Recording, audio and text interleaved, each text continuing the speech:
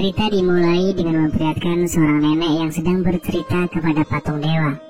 Ia menceritakan dirinya yang sudah menjanda selama 30 tahun, dan ia sangat merindukan batang singkong seorang pria.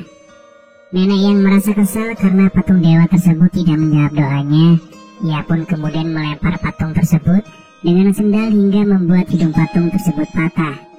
Tidak lama kemudian, hidung patung dewa itu berdiri tegak dengan sendirinya. Lalu tiba-tiba muncullah beberapa pria tanpa mengenakan sehelai kain pun. Pria-pria itu pun kemudian langsung melakukan kegiatan bercocok tanam dengan si nenek.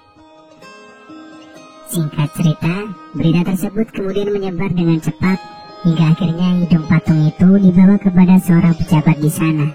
Awalnya ia tidak percaya dengan khasiat dari hidung patung dewa itu. Namun ketika ia memegang benda itu, muncullah beberapa pria tanpa mengenakan sehelai kain pun. Pria-pria itu pun langsung main sodok belakang kepada pejabat dan juga ajudannya, hingga kemudian membuat hidung patung itu terlempar keluar. Lalu seorang wanita mengambil benda itu. Seorang kakek tua yang tahu akan dahsyatnya benda tersebut terlambat mengambilnya. Akhirnya muncullah pria-pria itu dan langsung menggenjot satu desa di sana.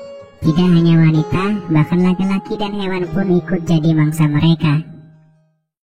Akhirnya sang kakek pun memutuskan untuk mengubur benda itu beserta anggur tepat di bawah patung dewa. Singkat cerita, beberapa tahun pun berlalu, dan sejak kejadian itu kondisi di desa tersebut berubah drastis. Kini kodrat pria dan wanita di sana menjadi terbalik. Kemudian terlihat seorang pria bernama Biyun sedang duduk seorang diri. Tiba-tiba sekelompok preman datang menghampiri Biyun dan mengganggunya. Biyun yang mempunyai ilmu bela diri pun dengan mudah mengalahkan para preman tersebut. Beberapa wanita yang melihatnya pun tertarik kepada Biyun karena mengira Biyun adalah seorang laki-laki perkasa. Namun kemudian muncullah seorang nenek yang memberitahu para wanita itu bahwa rudal milik Biyun sangat kecil dan layu. Tentu hal itu pun membuat para wanita itu menertawakan dan mengejek Biyun. Biyun sendiri mempunyai seorang kakak yang bernama Gangmuk. Berbeda dengan adiknya, Gangmuk memiliki rudal yang besar dan keras hingga membuat para wanita di desa mengaguminya. Tidak hanya diejek oleh para wanita di kampung, Biyun juga dihina oleh seorang tabib yang buta. Meski buta, tabib itu pun tahu kalau rudal Biyun kecil. Berbeda dengan si tabib yang ketika kencing seperti tembakan air. Merasa kesal, Biyun pun melampiaskan kekesalannya itu dengan minum. Kemudian, Biyun yang sudah mabuk pun digendong oleh Gangmuk pulang. Saat di perjalanan, mereka pun bertemu dengan seorang wanita cantik namun sedikit gila. Dan wanita itu bernama Dalgaeng.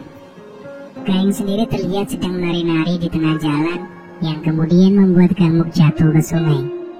Untuk menghangatkan badan, mereka pun kemudian membuat api. Karena merasa kasihan, di sini Gangmuk memberikan rahasia kepada Biyun cara agar rudalnya besar dan keras. Namun Biyun sendiri justru tersinggung, lalu kemudian pergi meninggalkan Gangmuk. Gangmuk merasa bersalah atas apa yang Biyun alami saat ini. Karena beberapa tahun sebelumnya, Biyun dan Gangmuk adalah seorang penghibur jalanan. Saat melakukan aksinya secara tak sengaja, rudal Biyun terbakar akibat Gangmuk. Gangmuk yang panik pun berusaha memadamkan api itu dengan cara yang salah. Dan hal itulah yang membuat rudal Biyun menjadi lemah sampai sekarang. Singkat cerita, terlihat beberapa pria yang sedang mencuci di pinggir sungai sambil berbincang. Para pria sedang membicarakan Gaeng. Mereka berencana mengintip Gaeng saat mandi. Biyun yang saat itu mendengarnya pun tertarik untuk ikut mengintip Gaeng. Ketika para pria itu beraksi, mereka pun ketahuan oleh istri mereka. Namun di sini justru Gaenglah yang dimarahi oleh mereka. Untung saja Gangmuk segera datang dan menghentikan keributan tersebut. Gangmuk yang merasa kasihan pada Gaeng, ia pun mengajaknya untuk tinggal di rumahnya. Gangmuk juga berkata pada Biyun kalau Gaeng akan menjadi anggota keluarga. Biyun yang rupanya mempunyai perasaan pada Gaeng, ia pun merasa cemburu karena mengira kalau Gangmuk akan menikahi Gaeng. Dan akhirnya Biyun pun memutuskan untuk pergi dari rumah. Di dalam perjalanannya, Biyun bertemu dengan kakek tua yang mengubur patung dewa. Saat itu, sang kakek sedang kesusahan dan Biyun menolongnya. Lalu sebagai ucapan terima kasih, sang kakek memberitahu tentang ramuan yang pernah ia kubur sebelumnya. Sang kakek sendiri mengetahui permasalahan yang dialami oleh Biyun. Kemudian sang kakek memperingatkan Biyun kalau ramuan itu hanya boleh diminum 1 teguk saja.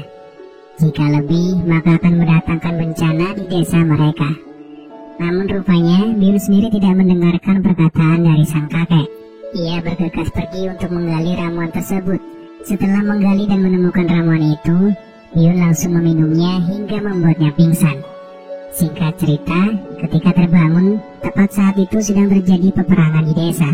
Biyun pun bertemu dengan para tentara di sana. Para tentara berkata jika Gangmuk sedang ikut di dalam medan perang. Mengetahui hal tersebut, Biyun pun memutuskan untuk segera kembali ke desa. Kemudian ia bertemu dengan Gaeng. Biyun yang sadar akan kondisi Gaeng, ia lalu mengajak Gaeng dan akan merawatnya. Saat Biyun akan mengantarkan makanan untuk Gaeng, rudal Biyun berdiri ketika melihat Gaeng dan ingin mencicipi serabi lempit Gaeng. Namun saat itu, Biyun tidak tega melihat Gaeng. Ia pun mengalihkan keinginannya tersebut dengan memotong kayu bakar. Biyun yang lelah kemudian meminum air sungai. Tanpa ia duga, seketika air sungai itu menjadi kering airnya setelah Biyun minum. Suatu ketika Biyun kembali bertemu dengan tabib buta yang menghinanya waktu itu. Biyun yang saat itu akan kencing, tiba-tiba terlihat semburan air yang sangat kencang dari rudal besar milik Biyun. Hal tersebut pun kemudian terdengar oleh para wanita di desa. Mereka semua menjadi penasaran dengan rudal keras Biyun yang sekarang. Bahkan ketika Biyun sedang lewat, tanpa segan para wanita sengaja memamerkan serabi miliknya. Singkat cerita, Biyun pun berhasil menjebol semua serabi milik wanita di desa, hingga hal itu terdengar oleh sang raja. Raja lalu mengundang Biyun untuk datang ke istana. Di sini raja memberikan tantangan kepada Biyun. Biyun harus melawan seorang pria dari negeri seberang dengan cara adu kekuatan mengangkat barang dengan rudalnya. Jika Biyun berhasil menang melawan orang itu, maka Gangmuk akan dibebas tugaskan dari medan perang. Biyun pun setuju dan menerima tantangan dari sang raja. Singkat cerita, Biyun berhasil menang berkat bantuan putri raja yang meningkatkan gairahnya. Namun raja yang saat itu akan menepati janjinya tidak bisa menemukan Gangmuk di medan perang. Biyun yang mendengarnya pun merasa sedih, ditambah saat itu Gaeng mengalami sakit keras. Tabib pun berkata kalau penyakit itu disebabkan oleh kekeringan yang melanda di desa tersebut. Lalu kakek tua menceritakan kepada pejabat di sana jika kekeringan itu disebabkan oleh Biyun yang meminum ramuan sampai habis. Kemudian warga desa pun sepakat untuk mengorbankan Biyun kepada Dewa Beruang. Biyun harus melakukan cocok tanam dengan Dewa Beruang hingga membuatnya puas, sehingga nantinya Dewa Beruang dapat menurunkan hujan di desa mereka. Biyun pun rela menjadi tumbal untuk menebus kesalahannya. Di satu sisi, saat itu Gangmuk kembali ke desa dengan kondisi kakinya yang hilang satu. Singkat cerita, terlihat Biyun yang terkapar lemas di dalam goa akibat serangan dari Dewa Beruang. Namun setelah Biyun melihat bulan purnama, ia menjadi puas dan mengenjot Dewa Beruang hingga lemas. Cara itu pun kemudian berhasil dan membuat hujan mengguyur desa tersebut. Lalu di keesokan harinya, para warga menggelar hari pemakaman untuk Biyun. Namun di sini, Gaeng bersikeras kalau Biyun masih hidup. Gaeng juga berkata kalau ia kini tengah mengandung anak dari Biyun. Beberapa tahun pun telah berlalu. Kini keadaan desa sudah menjadi seperti semula, di mana laki-laki dan perempuan kembali ke kodratnya masing-masing. Lalu terlihat beberapa anak kecil yang ternyata mereka semua adalah anak Biyun. Mereka memiliki kencing yang sama persis dengan Biyun.